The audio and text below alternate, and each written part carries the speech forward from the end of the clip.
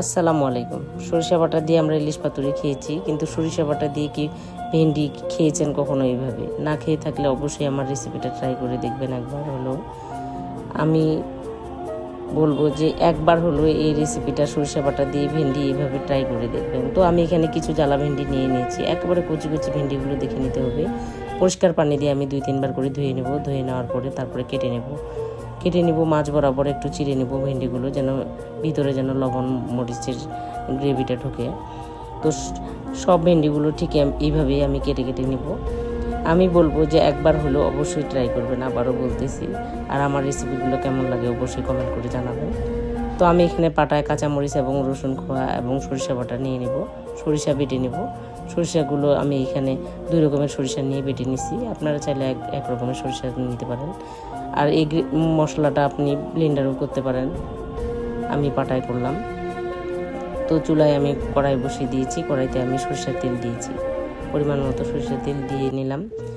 তেলের মধ্যে আমি কিন্তু কালো জিরার ফোড়ন দিলাম, দেখতে পেলেন। কালো জিরার ফোড়নটা স্কিপ করা যাবে না, কোনো কিছু এখানে স্কিপ করা যাবে না, মশলা ছাড়াই। আদা রসুন এবং আমরা যে গরম মশলাগুলো ইউজ করি, মশলা ছাড়াই শুধু সরিষা বাটা দিয়ে ভেন্ডিটা করে খেতে পারেন, একবার হলেও দেখতে পারেন। এখানে আমি তেলের মধ্যে পেঁয়াজ কুচি এবং কাঁচামরিচ কুচি দিয়ে দিলাম। পেঁয়াজ আর কাঁচামরিচ কুচিটা আমি বেশ কিছুক্ষণ ভেজে নেব। তো বেশ কিছুক্ষণ ভেজে নেওয়ার পরে আমি এখানে কিন্তু টমেটো কুচি দেবো। টমেটো কুচিটাও স্কিপ করা যাবে না, কোনো কিছুই স্কিপ করা যাবে না, যা যা মশলা আমি অ্যাড করতেছি। তো কিছুক্ষণ ভেজে নেওয়ার পরে তারপরে আমি তো বললামই যে টমেটো কুচিটা অ্যাড করবো। টমেটোটা সাধারণত সব তরকারিতেই ভালো লাগে খেতে, যে কোনো তরকারিতেই টমেটোটা ভালো লাগে।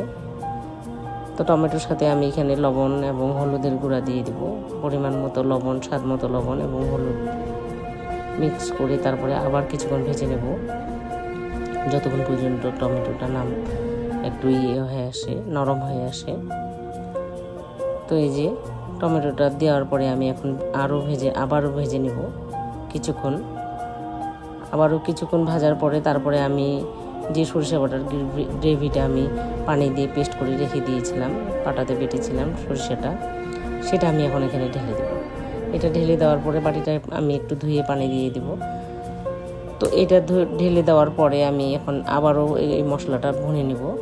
কিছুক্ষণ ভুনে নেওয়ার পরে খুব ভালোভাবে কিছুক্ষণ ভুনে নেবেন। ভুনে নেওয়ার পরে তারপরে আমি এখন এখানে কেটে রাখা ভেন্ডিগুলো পরিষ্কার করে আমি যে ধুয়ে কেটে রাখলাম ভেন্ডিগুলো, সেই ভেন্ডিগুলো কিন্তু আমি এখানে দিয়ে দেব।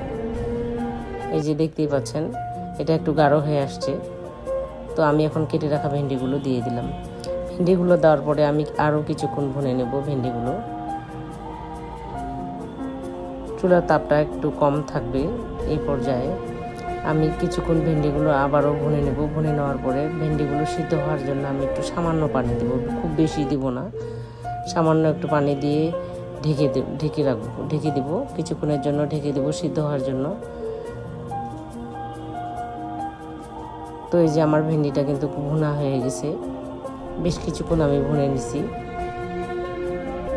দেখতে পাচ্ছেন ভুনা হয়ে গেছে। আমি এখন ভেন্ডিটাতে কিন্তু এখন পানি অ্যাড করব,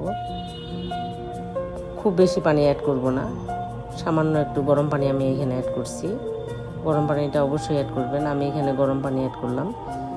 তো এই যে মাখো পানিটা সিদ্ধ করার জন্য আমি ভেন্ডিটা ঢেকে দিলাম।